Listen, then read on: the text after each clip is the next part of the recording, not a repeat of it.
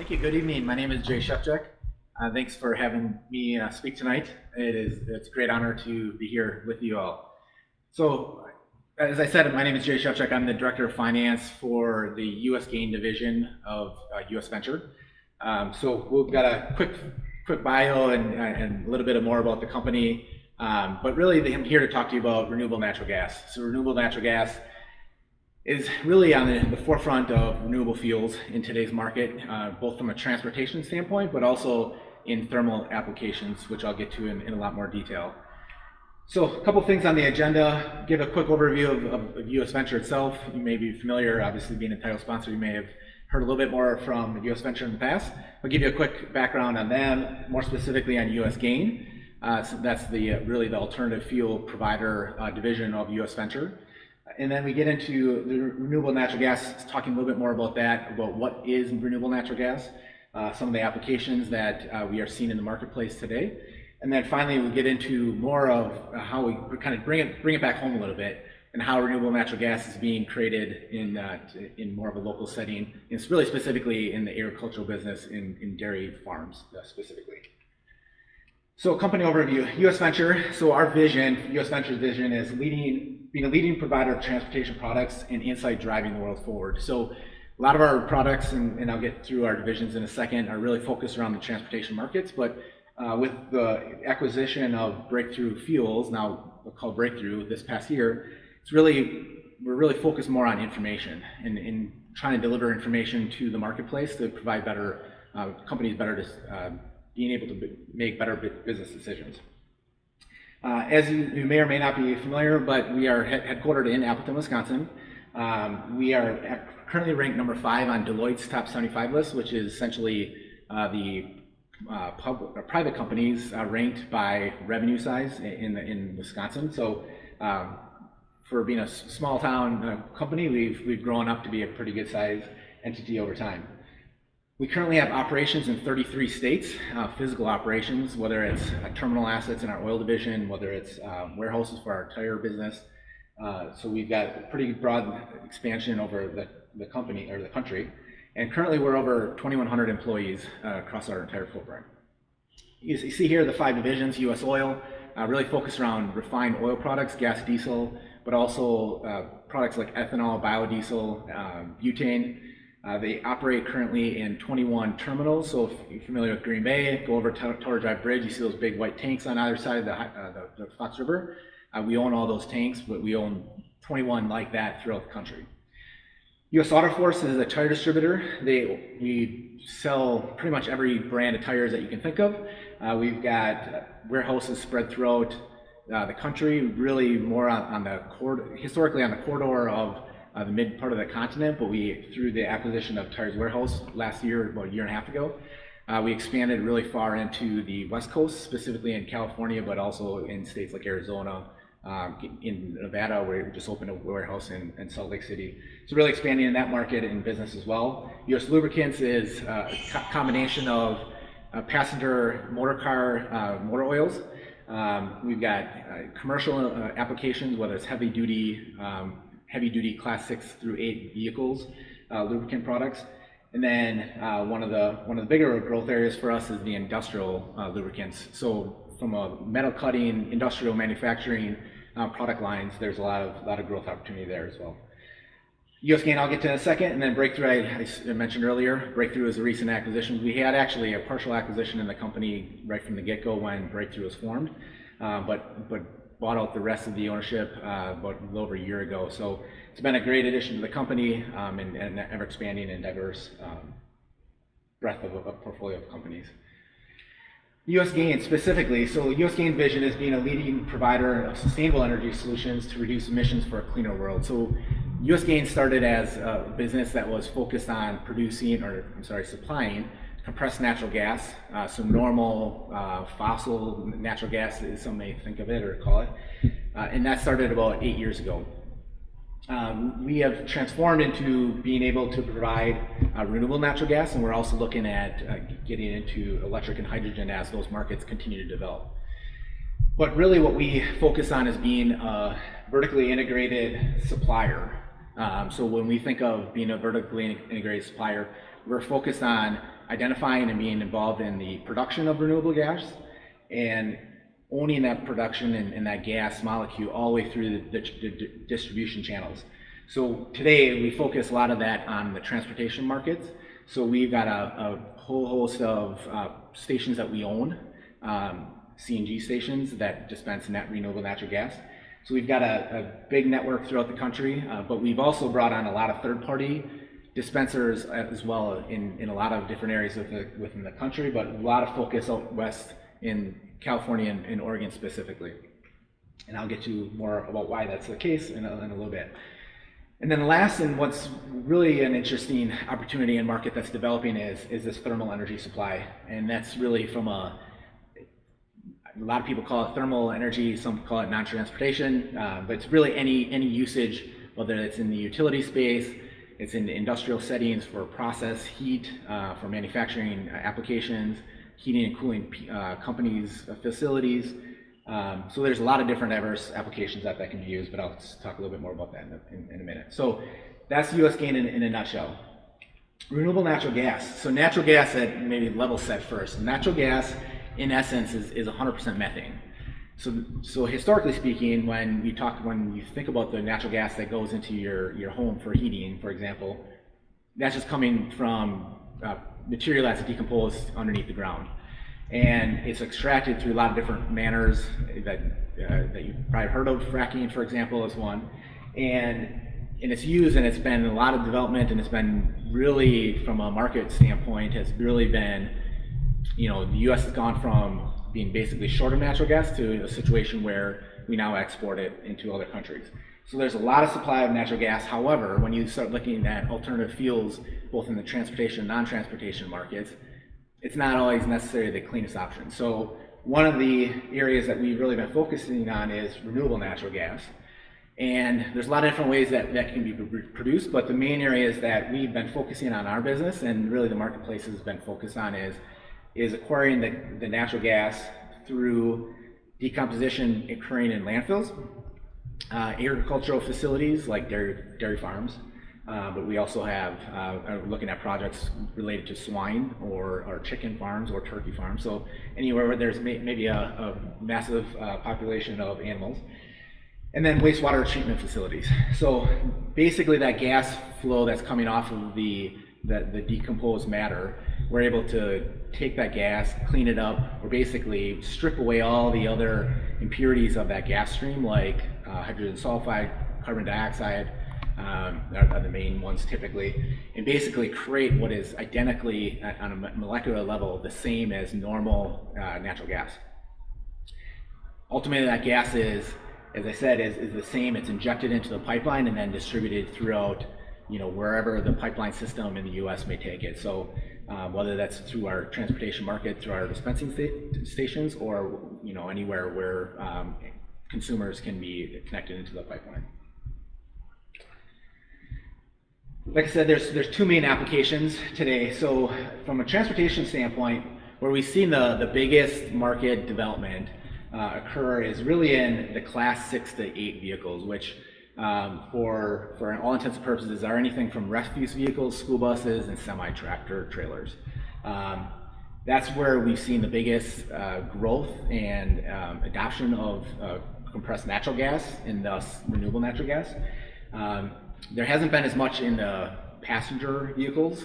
There's segments, particularly in California, where has been a decent adoption of compressed natural gases, but that's not been the focus of where the market and the manufacturers have focused their attention on developing vehicles.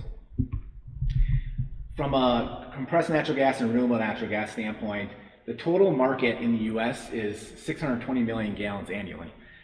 Put that in perspective, that's about 0.3% of the total gas and diesel market in the US. So very, very, very small in scale. However, when you think about where a lot of the marketplace is going from, whether it's RNG, CNG, whether it's electric and hydrogen, as those continue to develop, there's a lot of headwind that the gas and diesel markets have had over the last, 100 years, and being able to refine technologies that are really cost efficient. And so now you got to try to work through some of those efficiencies and cost analyses look at the economic and the sustainable benefits that renewable fuels can provide. But as I said, 620 million gallons total U.S. from a CNG, compressed natural gas demand. About 65% of that is currently being supplied by renewable natural gas. So a pretty significant portion is currently supplied. However, that market continues to grow several percent a year. But we've seen a significant growth in the RNG production and thus consumption in the transportation market in recent years. From 2019 to 2020 alone, there's about a over 40% increase in the supply and consumption of renewable natural gas. There's a lot of economic incentives to promote and for consumers and companies to use renewable natural gas. There's tax credits that come through through the IRS regulations, taxes. Clean fuel credits. There's a lot of federal and state programs. Federally speaking, there's the Renewable Fuel Standard that drives and incents or disincents certain behaviors. And then California and Oregon specifically have programs currently. There's a lot of other states that are looking at it as well, but California's got the Low Carbon Fuel Standard and Oregon has the Clean Fuel Standard. So there's a lot of different programs that are trying to incent the transition and usage of renewable fuels. But at the same time, you can also look at it as those programs are also disincenting the use of fossil type fuels like gasoline and diesel. And then the second application is really, and this, like I said, it's really a developing market for us and for the other market players such as us. It's really, we refer to it as thermal energy. A lot of people call it as non-transportation, but it's any application other than transportation.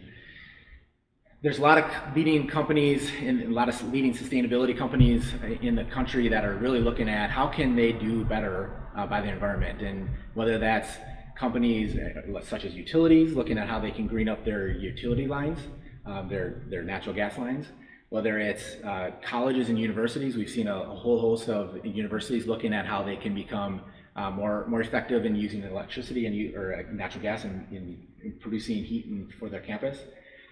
We have two contracts currently that are in place today. One is Seattle-Tacoma Airport. We got a 10-year contract with them to not only fuel all their shuttles for the airport, but also to heat the entire airport. So a great example of how a state that isn't necessarily forcing, or what some people may see as forcing them to do anything.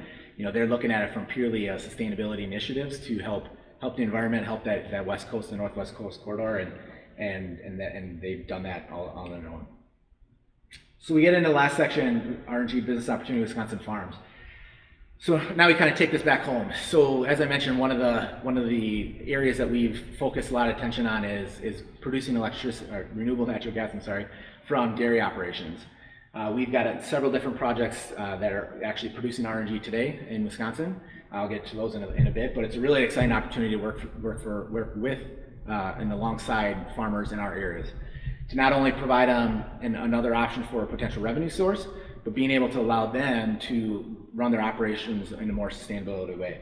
There's a couple different benefits that are largely seen here from an environmental standpoint, and this is using dairy RNG. From an environmental standpoint, the environmental standards they look at it, particularly in the California programs and the Oregon standards, they look at more of a well-to-wheel concept.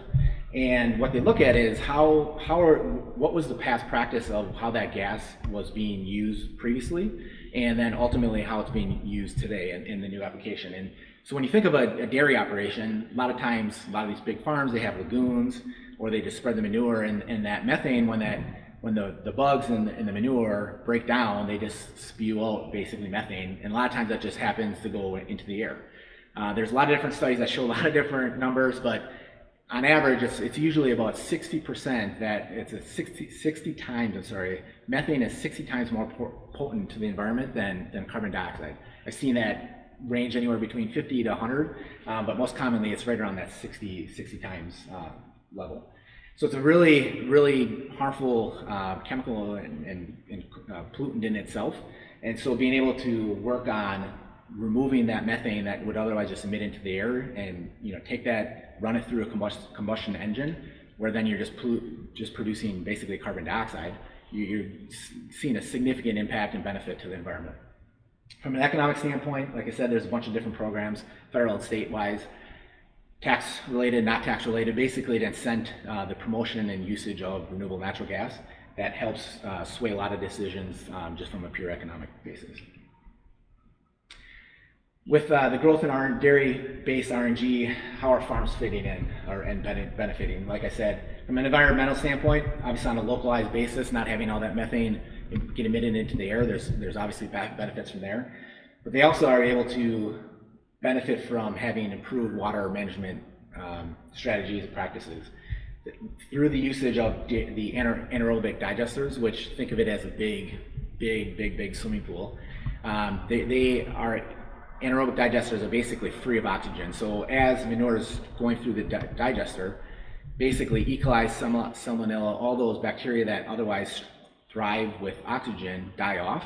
So that manure, when it's spread, is at least rid of all those harmful bacteria.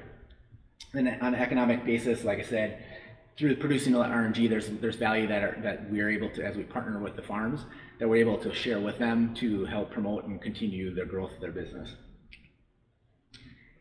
Last slide here is just really a focus on the projects that we're working on right now. So today we've got, like I mentioned earlier, we've got 4 projects that we are currently invested directly with today.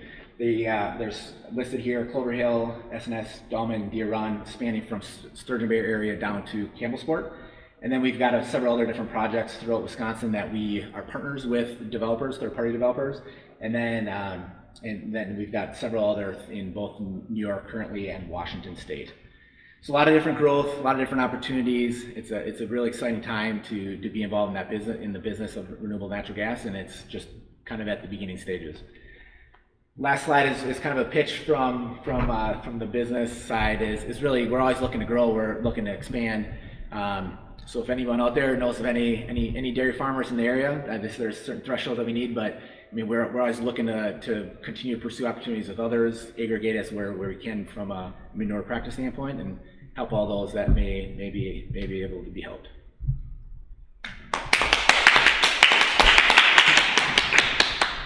We got to make up for the lack of live hands here, but we know you're clapping at home.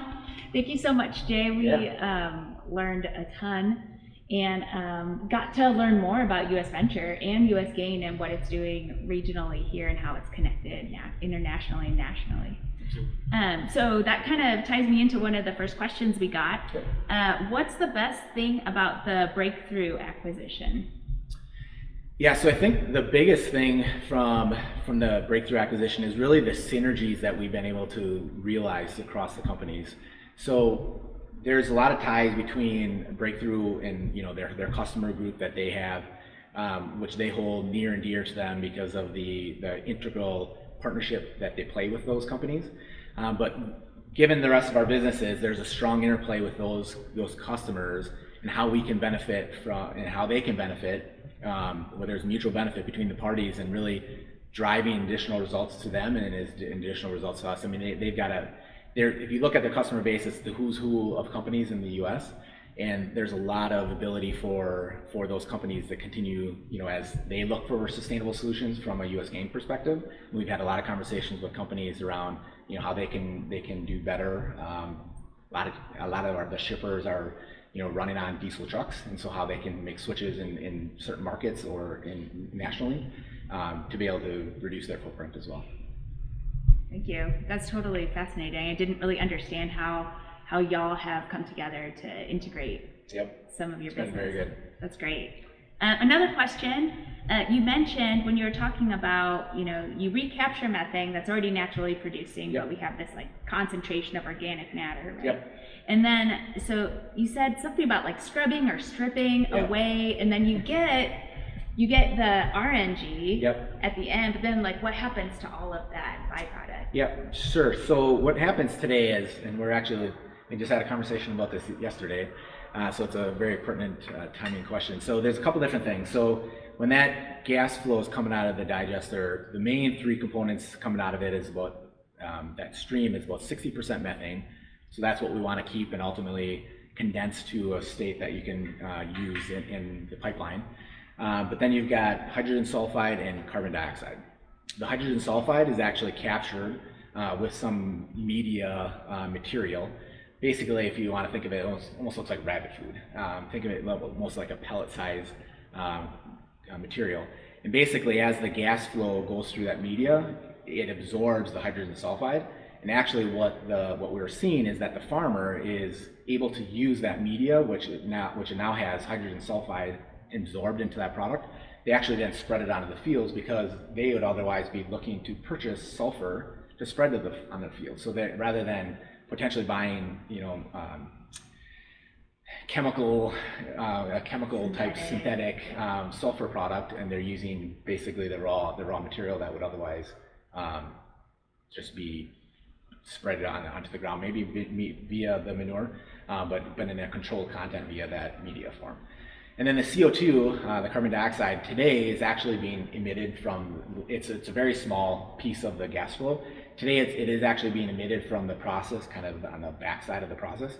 However, we are actually just having some conversations that we're looking at right now to potentially condense that carbon dioxide into a tube trailer and potentially bring it to, there's different companies that can utilize it. One of the applications is in greenhouse settings. That's what I was imagining, right? So we could potentially bring it to a greenhouse. There's a couple that are located very close to some of our facilities that they may be able to utilize it there for their uses and growing their plants.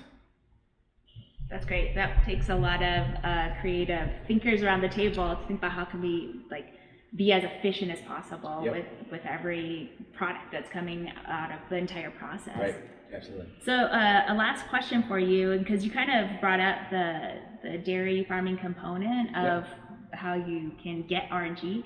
And I'm just wondering, because I come from an ag background, if there's any possibility that, dairy farms participating in this RNG program, if that just another beneficial byproduct is some sort of more sustainable management of waste, and therefore less issues with drinking water or all of these things that farmers don't want to create, but now they have this other option. Yeah, and there's a lot of technologies that are in the marketplace too, and so today in our current projects, we aren't focused quite on the actual water, maybe cleaning the water coming off the back end of the whole process. Now, like I mentioned, what is part of the digestive process, there's a lot of the bacteria, or most of the bacteria is really killed off during that process. So when that liquid actually is spread onto fields, it's not rid of all the problems, but it's rid of a lot of the bacterial problems. Now there's technologies that we've been talking to with certain companies. Now you got to look at scalability of some of these technologies, but there are technologies that we've looked at that have been applied in certain settings where they actually are able to make potable water with the manure coming off the back. So we'll see where that goes and whether or not that becomes a thing that has the economy of scale for all operation sizes. But certainly if you get to that point, then you really have a kind of a full cycle recycling of that material. That's Good awesome. question. Yeah, oh my gosh, thank you for it. When you